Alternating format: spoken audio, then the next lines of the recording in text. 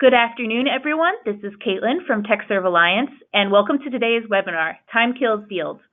There will be a question and answer session after the presentation, so feel free to write in any questions you want answered in the question box on the right side of your screen. We are also recording today's presentation, which will be available to TechServe members on the TechServe Alliance website and will be sent out in follow-up emails after the presentation. I'd like to introduce our speaker then, Barb Bruno. Thanks so much, Caitlin, and welcome TSA members. It's nice to see such a huge crowd. So obviously, time-killing deals is something that we're all facing. I think most of you know that I came out of the real estate profession, and when I was in real estate, it was all about location, location, location. But I learned very, very quickly that in staffing and recruiting, it's all about timing. Timing can either work to your advantage or it absolutely can kill our deals. And I want you to think for a moment how much work you do for free. Basically, unless you work retained search, you are doing a tremendous amount of work for free. I've always said I wish that you and I could charge by the hour. For every hour we're talking to people, for every hour we're interviewing or checking a reference. Wouldn't it be nice if we were like an attorney and just could keep a diary? But on the direct side of our profession, you only generate profits when you make a placement, when the fee is paid, and when the candidate makes it past the guarantee period. On the contract side of our sale, you are only compensated when you fill a contract and obviously when your invoices are paid. It's for these reasons that it's imperative to create urgency to make fills and close placements. And so what we're going to do today is break it down. I'm going to give you how to basically create urgency with clients, both on the direct side and contract side, because sometimes it's a very different process depending on what side of the business you're working. So let's start out with creating urgencies with clients.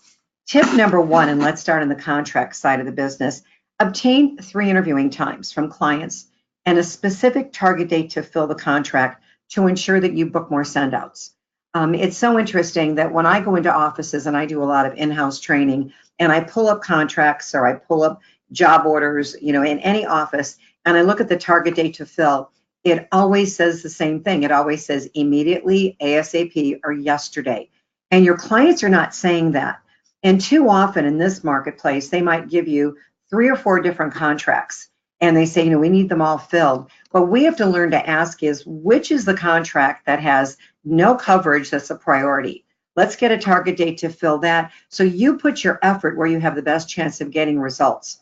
If you don't ask those questions, you're going to work the contract that you're the most comfortable with, and they might have good coverage on that contract. Or if you ask a target date to fill and they go, well, when you get the contractor, I'll fill it. And then you ask how long it's been open and they say 6 months. There's no urgency there. When you get a target date to fill, basically you're getting their commitment that they're going to interview your people, and you're giving them a commitment that you're going to surface talent. You also want to get the name of an alternate person. How often have you written business and then you go to book the interview and the person disappears off the face of the earth? So get an alternate name of someone who can actually set up the interviews for you. And when you're doing this, if you want a target date, if you want to get interviewing times, if you want the name of an alternate person, you've got to explain to the client why it benefits them to give you this information, that it's a very competitive marketplace. Timing is everything. You don't want to waste their time. You want to work, exactly. If you start too soon, you're going to lose people. If you start too late, you're not going to surface people. So always show the other person the benefit to them. Remember, our clients and candidates have a tattoo on their forehead. All they care about is what's in it for me. So when you're talking to a client or talking to a candidate, always remember that. We can't say this is what we do, this is what we need, this is our process. This is how this is going to benefit you. This is how I can help you find the talent you're going to hire without exception. So they have to know, that this is going to benefit them. Also, send a copy of your contract to everybody involved in the hiring process. I can tell you when we first started doing this, it irritated everybody. Well, we know what we want. And I said, yes, but sometimes we get to a final interview and things are added or the job has changed. I want to save you time. Let's just have everybody initial my contract and make sure we're all on the same page. To this day, over 50% of the time, my clients make changes. And sometimes they're major changes. And it's always that last person, their direct report, that makes the most changes on our contract. And again, you've also got to understand that there's a problem. What problem exists as a result of this contract not being filled, because that helps with the urgency. If there is no problem, there is no urgency. On the direct side of the sale, it's basically the same thing. Get 3 interviewing times, get a specific target date, get the name of an alternate person to book the interviews, and again, disperse the copy of the order to everybody in the hiring process, because you will be amazed at how many changes are made. We've actually had them change title and income, which are 2 of the very basics. But I can tell you, we have very established clients, and they're always shocked when they see how many changes other people are making, on the particular contract or on the particular order. And then they realize they're not on the same page, and that's why they're having trouble filling some of these contracts and orders. Tip number 2 for both contract and direct, you've got to let your clients know that your candidates have other interviews. The minute you book an interview for one of your candidates, you've got to market them to other employers, unless you're working in a VMS situation or there's some restriction where you're not allowed to do that. Because if you only send them on one interview, they're going to surface jobs on their own. They're going to go to other staffing firms. They're going to go to their professional and personal networks. They're going to go online. Even if they weren't actively looking, people don't like to look at just one job. This is a major decision. We forget what a major decision this is, because you and I are dealing with this every single day. And we forget how important this is. You can ask a person up front that my inclination, you're working, so my inclination would be to send you to my best job first, my best contract first, my best direct job first, to save you time. I'm listening to what you're telling me is important. I would present what I feel is the best fit for you. Or do you need to see a few things? I know you're working, so I really respect your time. What kind of decision maker are you? There are people every so often that will look at one thing and accept it, but that's the rarity, not the rule. And so your goal should be ask them where they want to work and why, and then market those candidates to the companies. If you're a recruiter and you're not marketing candidates, make sure that anybody that's on active interviews, that your salespeople have that candidate and they're taking it out when they're making sales calls, trying to book that person additional interviews. Tip number 3 on contract, you've got to identify the challenges of your hiring authority to send them in contractors who can help them solve their problems and issues. That's what we do. We don't just find talent for companies. The talent that we put in companies help them solve challenges, help them solve issues, help them, cover projects, help them save money. You got to remember all the benefits to using you and I. And so you want to make sure that you've identified the challenges, because that's also where you want your candidate to focus when they're interviewing, showing how they're capable of solving those challenges. On the direct side, you want to find out what's been missing from the candidates they've interviewed so far, or what's missing in the department. If I'm placing a project manager and this job has been open a few times, I'm going to ask what's missing in the department. Or if you've been interviewing for a while, what skill is missing in the candidates you've interviewed so far? Because if you find that skill, you've got a placement or fill. When we're taking business, we have to ask better questions than our competitors. And why wouldn't we want to know what's been missing from everybody they've interviewed on their own? That shows us exactly where to target our efforts. The 4th tip is outline your standard operating procedures and set up realistic expectations and timeframes. If you begin your process too quickly, again, you're going to lose your candidates. If you begin your process too slowly, someone else is going to get hired before you even present talent. And so your timing and your candidate's timing and the timing of your hiring authority has to be in sync, because if someone's off, it's not going to work. And that's why we've always got to find out, what are the expectations? When is your candidate ready to make a move? When is your client ready to hire? When do you need to start your recruiting efforts to fill the job? Tip number 5 is always stress the what's in it for them to your clients as it relates to timing. They think that you and I are impatient. They think that we just want business to go faster. And the only thing I will say to all of you is think about the last time you had a rock star candidate. Like you interviewed somebody and you're like, I can't believe I'm representing this person. Like this person is going to be so easy to place, either on contract or in a direct hire. You've got a rock star. Normally, when you and I present a rock star, what happens to the process? It goes faster. So sometimes we're blaming the clients that they're dragging their feet, when in essence, we sent them in a candidate that they like, but they don't love. Or maybe, we're not out there recruiting candidates. They're getting the same caliber from us that they find on their own. Most of our clients only access 15% of the talent pool. And isn't that crazy? They spend all that money on job boards, they spend all that money on website postings, and they're only targeting active job searchers. And at any given moment in time, according to LinkedIn, that's only 15% of the talent pool. So when they're screaming, there is no talent, that's so good for you and I, because we know how to access the other 85%. We know how to recruit them. We know how to network. We're building up these networks of top talent that they have no access to. That's where our value comes in. So always stress the what's in it for them to move, especially when you've presented them with a rock star. And be honest, when a process is delayed, is it the process or is it they're still interviewing because they're not in love with your candidate? Number 6 is start out every conversation you have with the exact same question. Has anything changed since the last time we talked? We're dealing with human beings on both sides of our sale. We've got the clients on one side, we've got the candidates on another. At least when I sold houses, I didn't have a house call me on Sunday night and say, I've changed my mind, I'm not going to be sold. I have one thing that didn't talk back. You and I don't. And things change. And often we have selective hearing. They say things that we know are going to delay the process, or they're asking about a red flag with the candidate, and we decide to have selective hearing. Well, guess what happens? The process slows down or it stops because we're not listening to the red flags, and we forgot to ask a very relevant question. Has anything changed since the last time we talked? As you know, I speak in front of a lot of corporate audiences now, and it's interesting. What they say to me often is, Barb, we want to fill the job as bad as you want to put somebody in the job.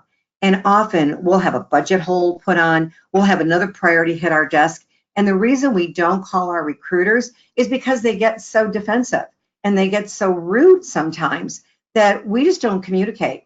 And we're not in love with anybody they sent anyway, but we've stopped communicating because of the reaction of the recruiter when we're trying to recruit with, when we're trying to communicate. So you got to be open when they say something has changed. Realize they need to fill these jobs too. And sometimes they are just as frustrated as you and I are when they've been working on something and all of a sudden a new priority or a budget freeze stops their ability to hire the people that we've sent.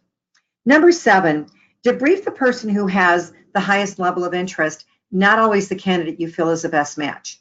Because for years and years and years, I always debriefed the candidate first, because I wanted to see how the interview went. I wanted to know what questions were asked. I wanted to know if they felt anything went wrong. But in this candidate-driven marketplace, you and I both know often the client is more interested than the candidate is.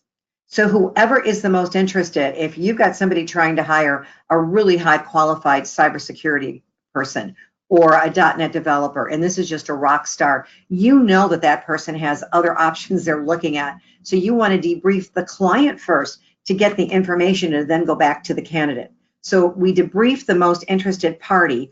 If you don't know who's the most interested, then you go back and you debrief the candidate first. But again, debrief the most interested party.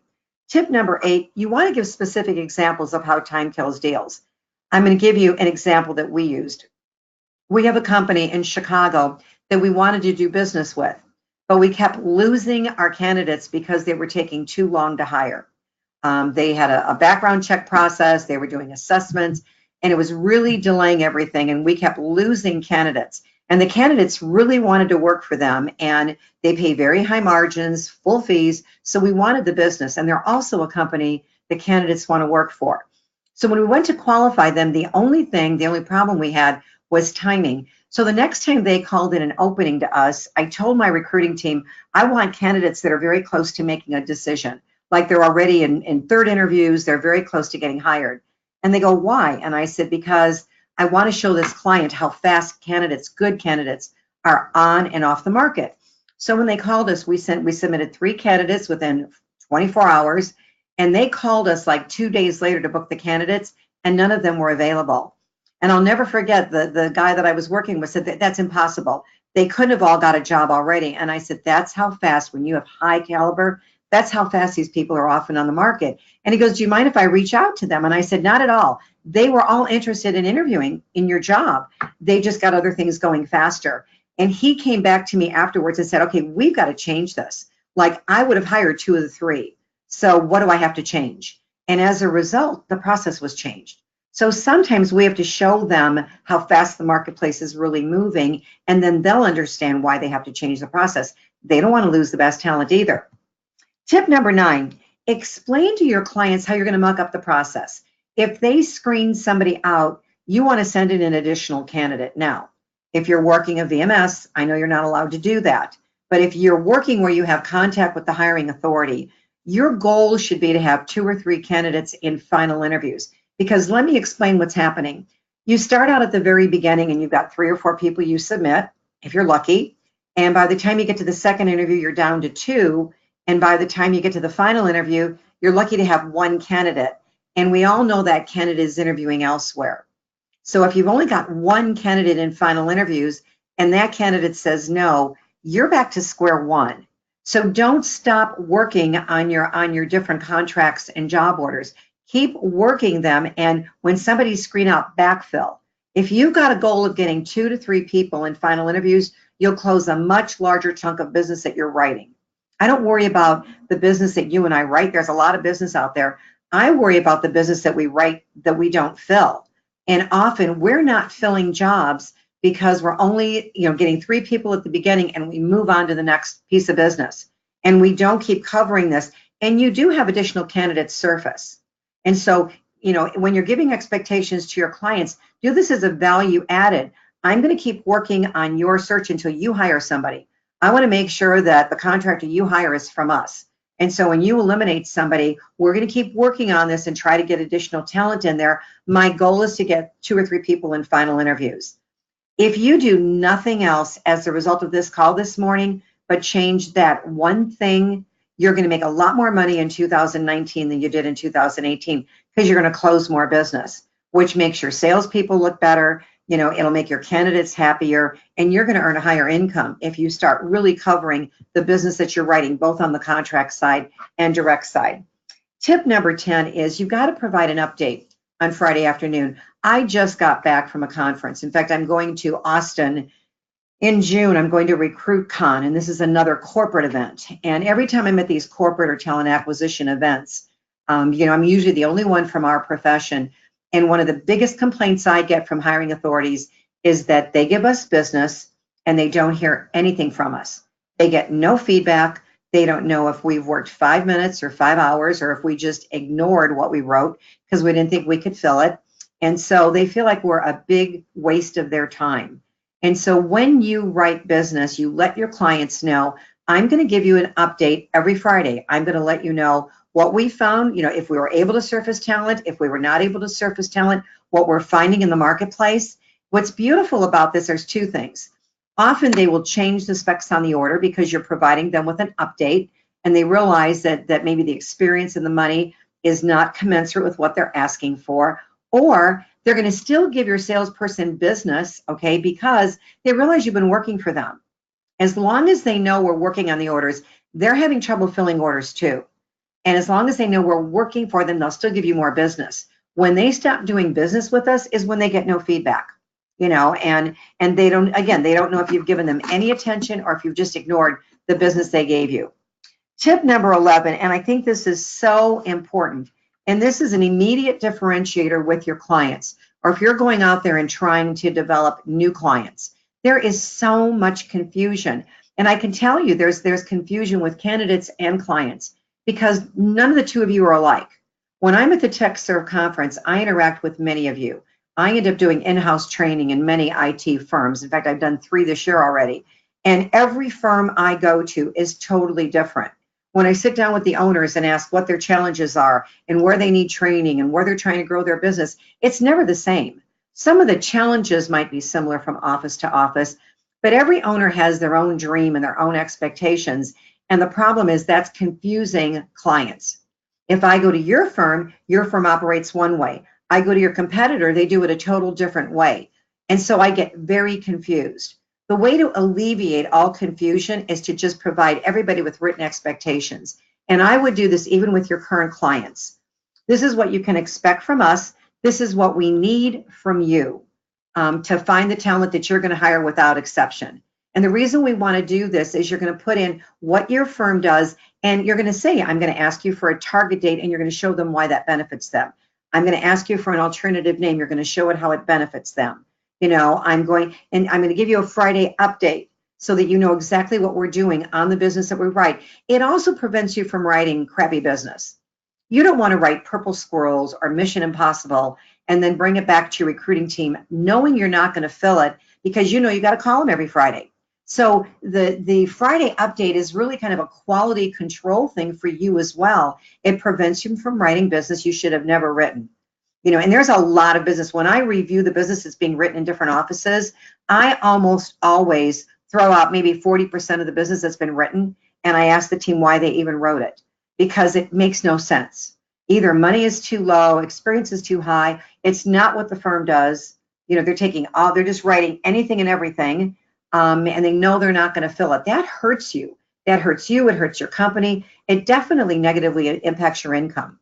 And I think most of you know I train so you can make more money, and providing expectations up front. In fact, if any of you want, I have a sample of client expectations that give you the ones that we use in my company. This is what you can expect from us and the benefits to them. I don't want you to use it because you want to customize it to your company and your brand, but I'd be glad to share that with you. If anybody wants that, just send an email to support@staffingandrecruiting.com, and I'd be glad to share a sample of my expectations with you. But again, run this by your owner, your manager. You want to make sure that you're putting your company swing on it and your brand on it. You don't want to use exactly what I use, but it'll give you a place to start. And this is another one of those ideas. When you call a new company and you're telling them you're different, they always say we say we're different, and then when they ask us how we're different, we all say the same things. Expectations differentiate you right up front, just like certification differentiates you. Both of these things are a massive differentiator. And on the written expectations, if you're certified, you put that down, that you're dealing with someone that earned the highest designation, able to attain in our profession. Because see, certification is so much more than training. It's you attaining the highest designation. It's your commitment to this profession. And you and I both know most clients and candidates you work with are certified. So in our particular niche, they put a very high premium on certification. But I'd be glad to share this with you if you just send me an email. Now we're going to skip over to the candidate side, because again, I'm hearing the same complaints that candidates are dragging their feet. And again, I'll go back to, if you present a candidate, the job that they describe to you, and it's in one of the companies that they told you they really want to work for, they'll be urgency automatically. When they start dragging their feet and not doing what you want them to do, or all you hear is crickets, it's because they found something else on their own they like better. Or you were pitching a job and it's not really what they wanted to do. They said yes, but then they found something else that was more suited to them. We just are selling too fast to candidates. And all they feel is that they feel that we represent the clients, that we don't care about them.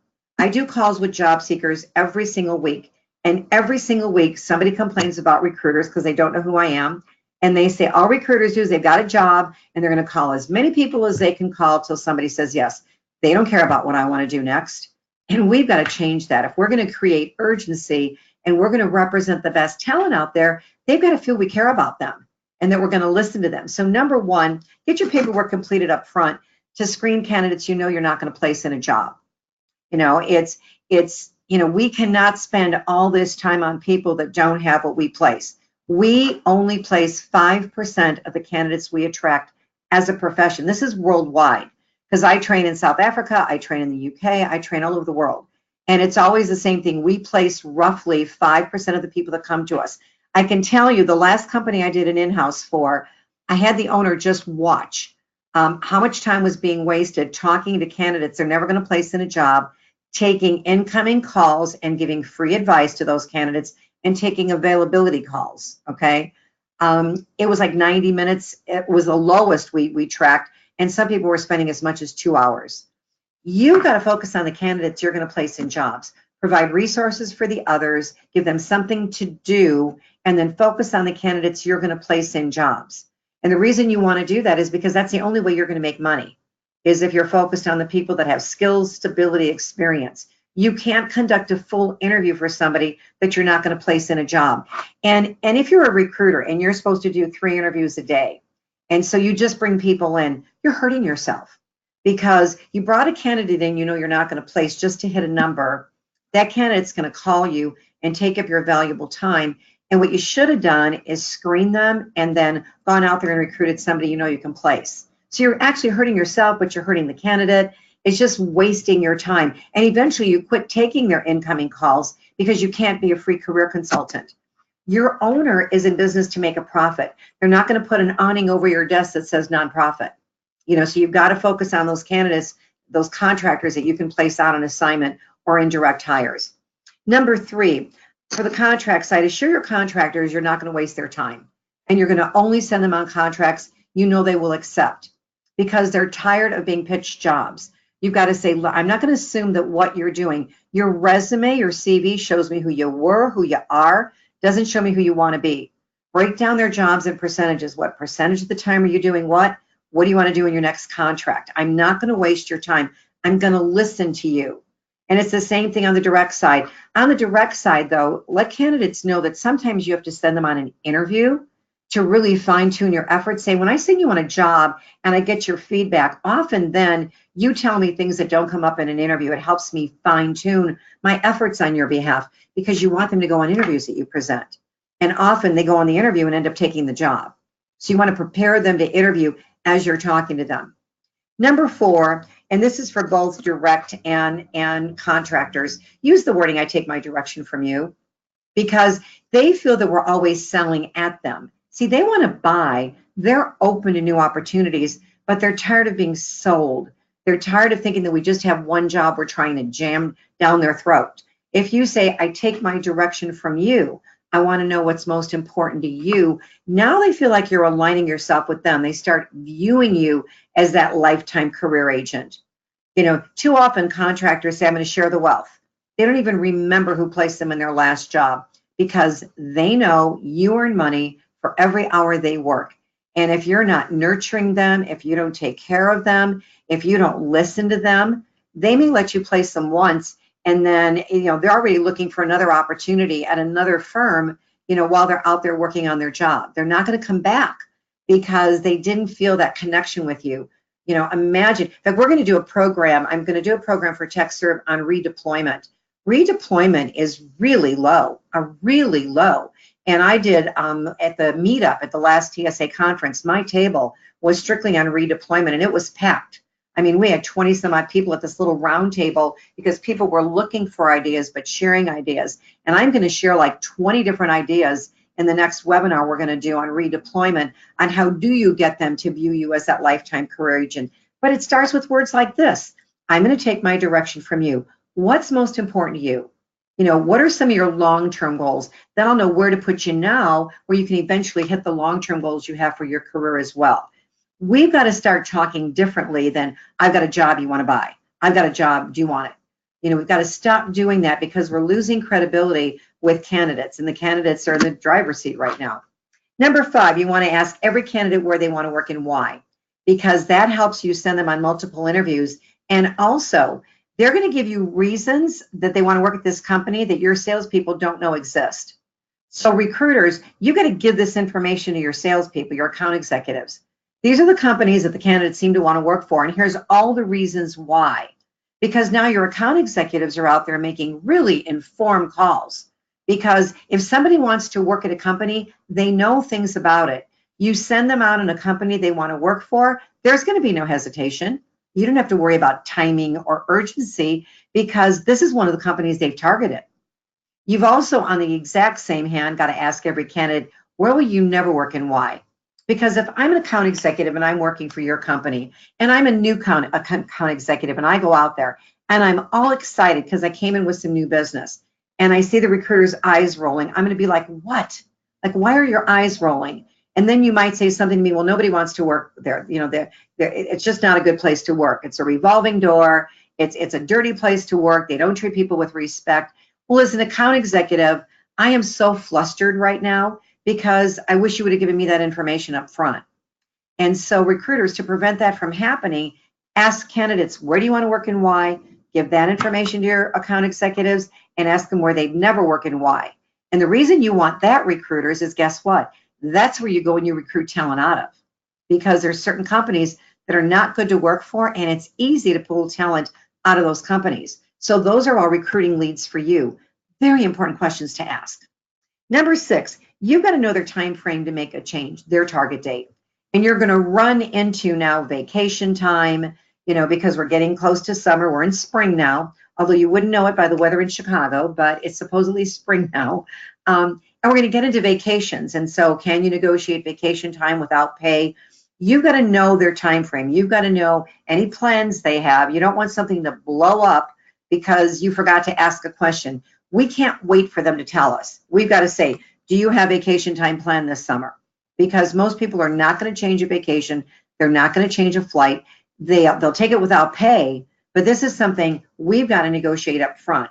So it's the recruiter that asks the best questions that always ends up placing the most candidates. You got to ask the tough questions. Time frame, and if there's any vacation this summer, are some of those questions. Number 7, you've got to know their next promotion is a raise, and this is on the direct side of the hire, and you've got to know their current benefit package, because this will become their counteroffer. And understand something, you've got to know the benefits a person currently has and what benefits you offer your contractors. And you've got to know the benefits that the company offers for your direct hire. So many deals are being lost because of benefits. If they've got family coverage paid, that's huge. A lot of companies are trying to pull down the cost of benefits by putting very high deductibles. But if the deductibles are 3 or 4 times higher than what they have now, they're going to turn down your offer. So you've got to be a little mini benefits person and know exactly what benefits they have, how much they're paying, what is the deductible, and when is the eligibility? When does somebody actually get eligible to get benefits? Is there a waiting period? If it's a direct job, is there a COBRA plan that they can get on in the interim, and how much is that going to cost them? So we've really got to become benefits experts, because benefits are making and breaking deals all over the country. I see so many deals going south because the questions are not being answered. Tip number 8 is you've got to share the time frame of your client with your candidate. If your client says we're going to hire by the end of March, okay, I'm going to tell my candidate they want to hire by the beginning of April. Does that work for you? I'm always going to add on a little bit of time, because if it goes faster, that's great. But you and I both know if something goes longer, the candidate starts to withdraw themselves. Like they're going to reject the client before the client rejects them. So just always add a little bit of time, because then they're not going to withdraw themselves from contention. Number 9 with the candidate, you've seen this before. We do the same thing with the candidate that we do with the client, because candidates are human beings as well. Has anything changed since the last time we talked? We had somebody that was looking at an opportunity, and she was the supplemental income of her family. Her husband was a professional. It was closeness to the home. She wasn't worried about benefits, and money wasn't her main issue. She had certain things that were much more important to her, job satisfaction, flexibility, because she had 3 children. And so we got her an offer that fit everything she wanted. And the day before she was supposed to start her new job, her husband asked for a divorce. And so, of course, the deal went south, because now everything in her life had changed. Now she was going to be the main breadwinner. She needed benefits, and the quality of life wasn't near as important as advancement potential, more money. It was interesting, because when we went back to our client and explained what happened, they brought her back in and talked to her about 2 other positions they had at a higher level that they felt she would be good for, that they didn't present initially because of her desire not to work overtime or not to have, that heavy of a job. They ended up hiring her anyway. Like 3 months later, I suggested they put the brakes on a little bit because of the emotional, what she was going through, but they eventually ended up hiring her. But things change. Life happens. There can be an accident, there can be a death, there can be a divorce. We have to put ourselves in the shoes of the people we represent. We can't judge them. We can't agree or disagree with them. When we say, has anything changed since the last time we talked? And they bring up all this stuff, we can't go, can you believe they said that? We can't disagree or agree. We've got to see the world through their eyes, put ourselves in their shoes, and we'll do a better job for them. And again, life happens. People change their minds, but we don't want to be blindsided. That's why every subsequent conversation with both clients and candidates, we ask this question to keep things moving. Number 10 is you've got to stay informed of everything that they're looking at, all the other offers, all the other opportunities they're looking at, and know them better than they do, because candidates get confused, and then it's easier for you to see the benefits of the opportunity that you're offering as compared to other things that they're considering. And let them know that you've got other people looking at this job, because if they think they're the only candidate, they'll drag their feet. Everybody wants what everybody else wants. Never tell your candidate they're the only person pending, because then you've added on time. You're never going to have an urgent or a quick decision because they know they're the only person that's being considered. Number 11, make sure you close them on money. And urgency will never exist if they're lowballed. I don't care if it's a pay rate or if it's a salary. If the pay rate or the salary comes in lower than anticipated, chances are they're going to keep interviewing. They might even accept the job, and then we get all upset when they ghost their first day, or all of a sudden they're not communicating with us. They're insulted. They told you what they were looking for. You seemed to assure them they were going to get that. You gave them something much lower, and so sometimes they will still accept the job, but they keep interviewing. And then that's when so much of that ghosting is going on, where they just don't go on their first day, or they work a couple days, they go to lunch, and they don't come back because they found something that paid what they wanted. So, again, we've got to make sure if they're asking for way too much money, we've got to make sure their expectations are realistic, but we can't afford to lowball candidates on offers, not in this job market. Tip number 12, tie what's most important to this person to your client.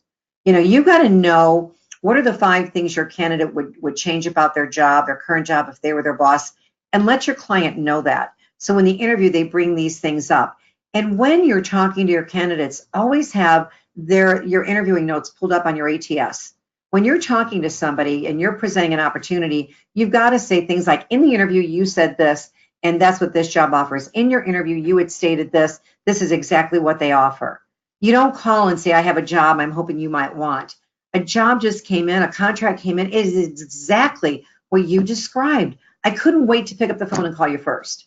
And let me tell you why. And quote what they said to you. People aren't listening to people anymore. They're just not. And when you show them you listened and you're tying into what they said was important to the job, and then they go interview with your client and your client is bringing up things that they said in the interview, they realize you really listened to them and you told the client what was most important to them. You're going to fill more business.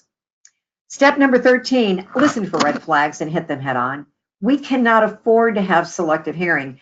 And the red flag might not blow up right now, but it's going to blow up later. You've got to test the urgency and only represent candidates that are interested in the job on a scale of 1 to 10. If you say, are you interested in the job? Are you interested in the contract? They'll go, yes. And then you go on a scale of 1 to 10, and sometimes you'll get a 3. Well, what would make it a 10? Nothing. I've got some other things I'm looking at.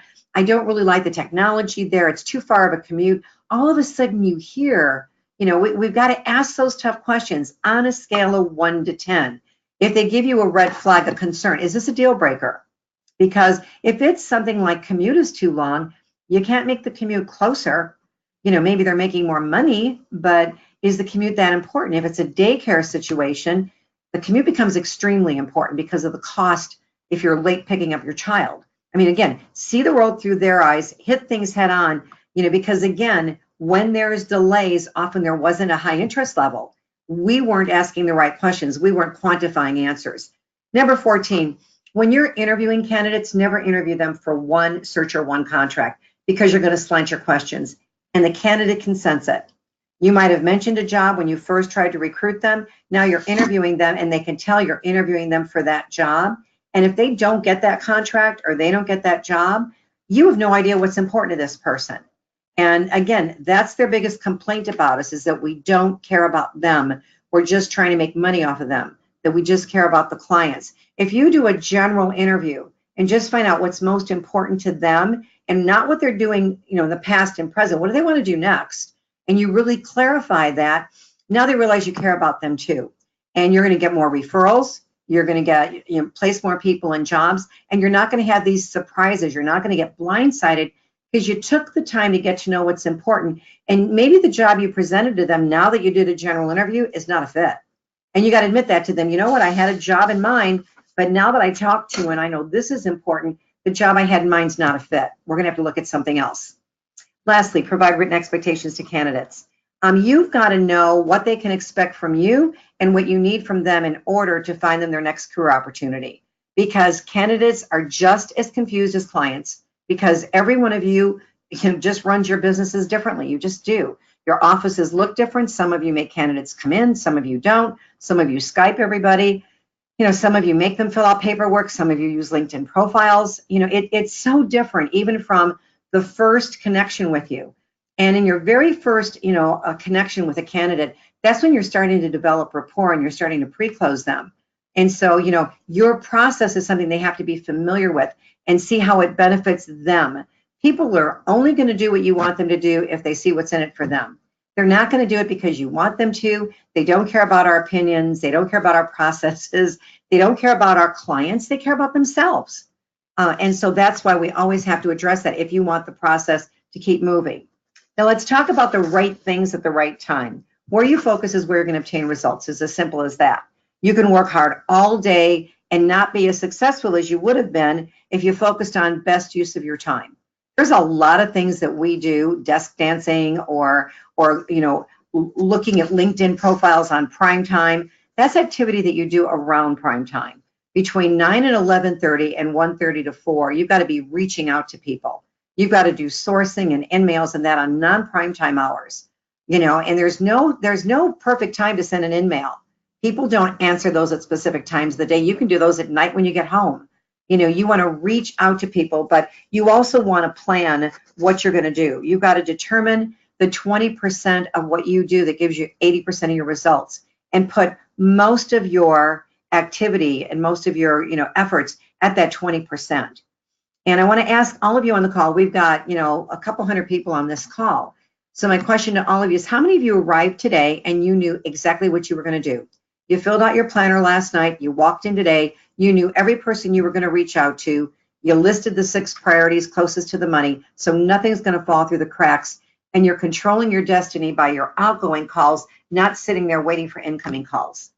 I did an in-house recently, and it was hard to watch because everybody was sitting there. They had job board postings, they had website postings, they were sending in mails, and they were waiting for people to respond. And I said, oh my God, you've got to start reaching out to people. You can't sit here. You don't want your destiny controlled by who's going to call in. And usually the call-ins are that 15%. They're not the 85% that you want to represent. And if you've been a recruiter or an account executive for longer than 18 months, 40% of your clients and 40% of your new candidates should be referrals. If you're nurturing and positioning yourself different with people, and you're creating urgency and you're asking them what's important to them, they're going to send you referrals. If you're not getting referrals, your candidates feel you represent the clients, and your clients feel that you're not giving them the attention they want because they're not getting feedback, and that's why you're not getting referrals. So it's costly by not creating urgency. You've got to do the right things at the right time. And trust me, planning is done the evening before you leave work. If you're not a planner, step number 1 is just write down the 6 priorities closest to the money that you have to do tomorrow, and then plan 10 calls. And do that for the next 21 days. 6 things closest to the money and 10 outgoing calls. And then do that for 21 days, and then the next 21 days, add 10 more calls until you're finally planning all your outgoing calls. That's when you take control of your destiny. That's when you make the money you deserve to make, is when you're out there reaching out and you're going after and getting what you want. You're not waiting for things to happen. You're making them happen for you. Segmenting your day also will absolutely help you stay focused on results or an activity that results in production. This is not an 8-to-5 job. It just isn't. And especially IT candidates, when I'm at technology conferences, they'll say things to me like, you stupid recruiters, you call me at work, my boss is next to me, my coworker is on my other side, and you're asking me to talk to you about my job. Ask me for my cell phone number and call me at 6 and you've got me. This is a career, it's not a job. The beauty about what you and I do is we don't have to be in the office at 6 or 7 at night. As long as we have our smartphone, we can be anywhere and still conduct our business. But this is a career, and many people cannot talk openly during the day. You can never prep a candidate if they can't talk openly, because prepping is a conversation. It's not you talking and them listening. but when you segment your day, you're going to focus on results-oriented activity during those key hours. It's also about knowing your stats and ratios. It's not about the numbers of calls you make every day. I don't care how many calls you make, and I'm sure there's owners out there going, what did Barbara Bruno just say? I don't want you to say, I've got to make 50 calls today. I want you to know how many interviews you have to do if you're a recruiter. And you've got to make as many recruiting calls. If I have to do 3 interviews a day, I'm going to make as many recruiting presentations until I book 5 interviews for tomorrow, because somebody's going to no-show. So if I have to do 15 a week or 3 a day, I'm going to try to book 5 a day. And the worst thing that can happen is I end up doing 5 rather than booking 3 and having 2 show up. If I do 2 today, I've got to do 4 tomorrow. Hold your feet to the fire. You've got to know what results you need every day to always attain or surpass goals. There's no reason why you shouldn't attain your goals every single month. And if you don't hit your results numbers one day, you've got to make up for them the following day. It's the same thing with your goals. Excuse me. At the end of March, look at what you said you were going to do the first quarter of this year. And if you didn't hit your goals in the first quarter of this year, what you need to do is add up what you said you were going to do, and then look at what you actually produced and figure out what the difference is and divide it by 9 and add it to the remaining 9 months of the year. I don't want to see any of you giving up your dreams and your income goal in the first quarter of this year. There's no reason to. There's too much business out there. And maybe if you start focusing on some of these ideas to get your clients to move a little faster, to get your candidates and have them understand the benefit to them, you'll be able to be more productive. So please never erase the goal, because that's giving up your dreams. And who wants to give up their dreams at the first quarter of the year when business is as hot as it is right now? I guarantee you that if you follow this advice shared in this session, you will create urgency for the clients and the candidates that you work with, as well as for yourself. You've got to be very selfish with your time and only do certain things at certain times of the day. That's why, in addition to giving you how to make things urgent, I was talking about the right things at the right time, because you don't want to do things you could do at home at night easily on your computer during the day when you could be talking to clients or candidates. So I hope you enjoyed the training. I do encourage all of you that are not certified. Certification is so much more than training. I mean, certification is getting your professional designation. And think about the professionals you use. If you go to a dentist, they're a DDS. You go to a doctor, they're an MD. Your accountant's a CPA. People want that with us. And I can tell you, I've done 14 courses for LinkedIn. And in every course I'm doing, showing corporate America how to find a recruiter, I'm saying, ask if the recruiter is certified. That's a big differentiator. That's how strongly I feel about the importance of being certified. Also, after this, you're going to get information. And I want you all to make sure that you watch for the next call, because I know that Caitlin had asked me to do something on deployment. And so we do have a webinar coming up on deployment. I'm sure she can give you the dates and that. If you do want information on certification, please, you see the numbers here. Please, either contact these email addresses, or here's information where you can actually call Caitlin and get information on certification. I also wanted to mention to all of you that I'm just found out I'm going to Houston on the 11th of April. So I will be in Houston, Texas. If any of you want certification prep training, obviously I'm flying there already. So if you're in Houston and you want to sign up for certification and have me come in-house and do some prep training for you, just contact Caitlin. She'll give you my contact information. You wouldn't have to pay flights or hotel because I'm there. And so just let Caitlin know if anybody is in the Houston area. What I want to do now is open the lines. Caitlin, do you see any questions for me? And you can ask questions, by the way, one of 2 ways. Go to the control panel on the right, and you can either go to that little hand on the left-hand side toward the top of the control panel, or where you see the word questions, if you click that, it'll open a dialog box, and you can type in your questions there. So I don't see any questions. And oh, here's some questions. Okay, do you want me to, I'll just take these questions. Let's see. Okay, so if you want a copy of the expectations, I don't have a copy of this afterwards. So please send your request to support@staffingandrecruiting.com, because this is TechServe recording this, and so I want to make sure that you get that. So send it to support@staffingandrecruiting.com.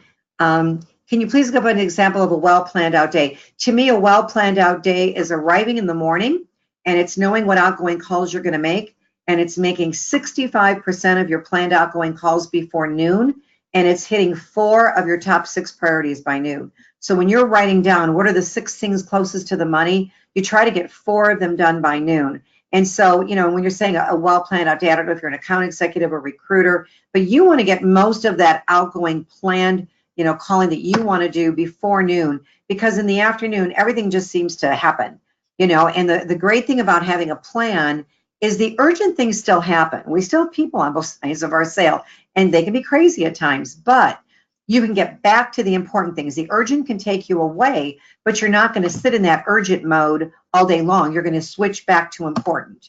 And so that's the beauty of being planned. And so my thing is non-prime time activity is done first thing in the morning, noon, and at the end of the day. That's when we also do interviews. We do most of our interviews early in the morning, noon, and at the end of the day, or after hours, because that's when people can talk.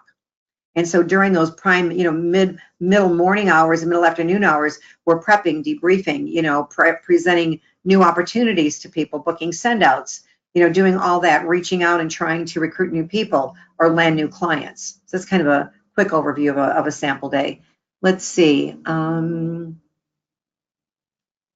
Okay, one person is saying that they're having a problem with sound, but we've got a ton of people on here and nobody else is saying that. So I don't think that's a problem. Caitlin, I think that's all the questions. Did you have anything to add?